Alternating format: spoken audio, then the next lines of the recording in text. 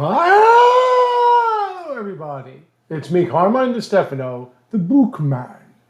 And I am tired and I am annoyed and a lot of other things.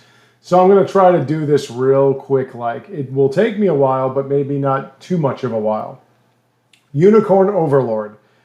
I can say it, as I've said before. Oh, thank God that's over. Now, let me go through the positives, because I really should have enjoyed this game. First off, the glaring and obvious one, it's a Fire Emblem ripoff, and that's good. Please, emulate Fire Emblem. No more Dark Souls, no more Bloodborne, Blood Souls, anything you want to call it with souls or blood in it, no more. You want to emulate Fire Emblem or Metroid or Castlevania, cool, I'm all for it. It is Fire Emblem. The blue-haired hero who loses his kingdom and has to fight for it back. It's Fire Emblem, people, okay? There are even little things like the Myrmidon, or the sword-fighting mercenary who saves or has a thing for a cleric and is actually a prince, hiding and all that other stuff. It's totally Fire Emblem. The combat system is Fire Emblem, as you can see in the video over here. Everything about it is Fire Emblem. People have told me, I think it's more Tactics Ogre, where I think you're absolutely wrong. It's obviously Fire Emblem. There's even a support system where you can marry the one whose support you're highest with. It's called a rapport, but it's the same thing and whatever. And that's fine. Like I said, that is fine.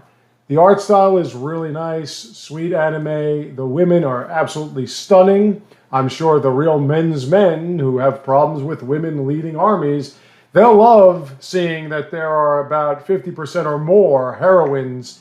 And to be fair, folks, really, the available heroes throughout the game, because there are so many maps and so many battles, they're the only characters to use in these teams. If you hire somebody, they just don't have the same scaling. It's completely useless. I've used hirelings and I've used the heroes and heroines. They're just better. It's proven fact. I also played this on the second highest difficulty, and for the most part, it wasn't really all that difficult because of the fact that I'm used to these tactical games. And the map itself, at times, the overworld map, did inspire me to do about 100%. So, discovery, taking on side quests, a lot of the side battles are really short. There is just a little bit of, I don't know, indirection or misdirection, because sometimes you're going through an area that's filled with 25 and above level battles, and in that same area you take a right and there's a level 8 or something. So even so, the maps are nice. Having to go through so many different areas specifically to find and scrounge for items to build up the towns, the concept of building up the towns and the garrisons and whatever that you've liberated from this empire, which, by the way, doesn't really think much of upscaling or maintaining because every place has gone to hell.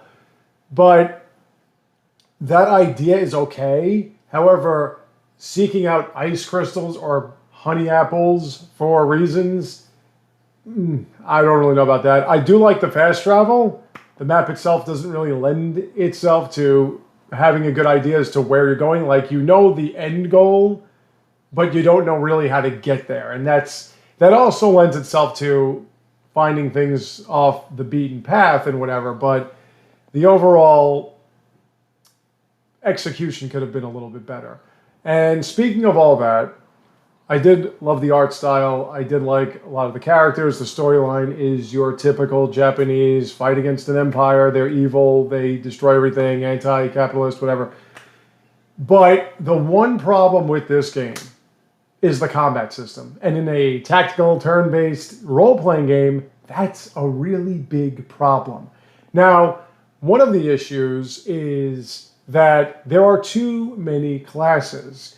What's the difference between a hunter and an arbalist and an elven archer and a winged archer? Why are there 4 different ones? Because there's a difference. Why is it that dragoons or wyvern knights can defeat certain mounted units, but not all mounted units? Why is it that certain clerics don't actually have the ability or the valor skill to revive characters, but certain ones do. There's just way too much in terms of overcompensating on classes, and each one has its own specialization in terms of battle, because battle here is not one-on-one like Fire Emblem or Disgaea or Tactics Ogre, whatever. It's anywhere between 1 to 5 on 1 to 5. Sorry, excuse me. And what that means is the battles take forever after a while. They take forever. So you really just skip the battles. And when it comes to games like this, I don't really want to skip the battles. That's part of the fun. Another thing, too, is that, like Fire Emblem, it gives you an idea. It gives you sort of a preliminary concept, not a prediction as to how the battles are going to play out. The opposition, though, and this is one of the biggest issues, the opposition always has the advantage. And if there's one thing about modern games, outside Nintendo games, the thing that irritates me the most is when it's not a level playing ground. You can have a level playing ground or even be more powerful. In Fire Emblem, your units are stronger than the opposition's, and there can still be a challenge. But in this, they have assists, healing assists, archery assist, spell assist. It's not just valor skills. Like, if you're watching right now, you see this valor skill pop up. It's during a battle, before a battle, whatever. You can utilize certain skills from each character that should help turn the tide or give you an advantage in battle. We're not talking about that. We're talking about just flat out assists. Fighting somebody and some asshole mages can shoot you from afar, or some archers can hit you from over here, and you see the predicted outcome. So you say, oh, it's my advantage. And next thing you know, they start putting in these assists you didn't notice were there after you've selected the battle, and your team gets wiped out. Or it loses. And when you lose, or when you run out of stamina points, you then have to sit and wait for your units to continue. You can't just keep going back. And you can't just have your units constantly fighting, because their stamina will get to 0, and then they'll not be able to move.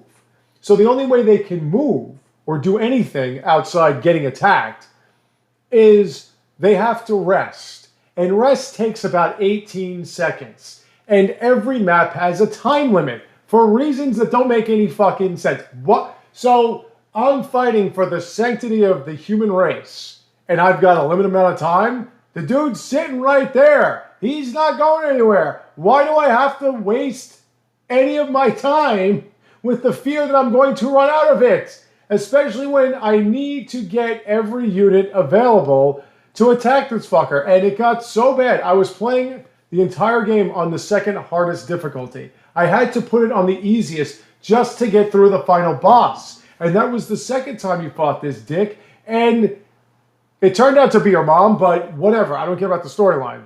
You can worry about that all you want. But the first battle was just as obnoxious, but I got through it. The second battle at the end of the game was even more obnoxious. And one of the main reasons was because of the rest. You never, even when you did more damage, ever won the battle against him.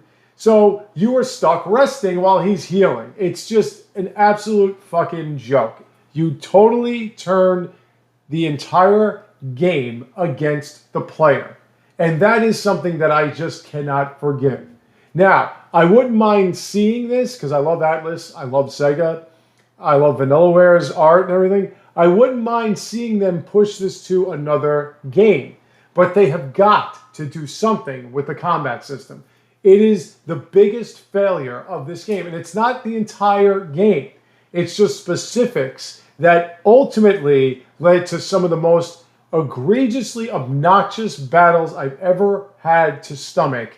And I've played Disgaea 5-6. I've played some of the most one-side against you tactical games that could really be irritating. And yet, this one had some of the worst battles I've ever seen. So, I can't really give you an idea. I enjoyed aspects of it. I had a good time for the most part. There are things that are really good about this title, but the combat system needs to be overhauled. It needs to be redone. Having a computer base things off of default preferences, like you can't just say, okay, here's the battle.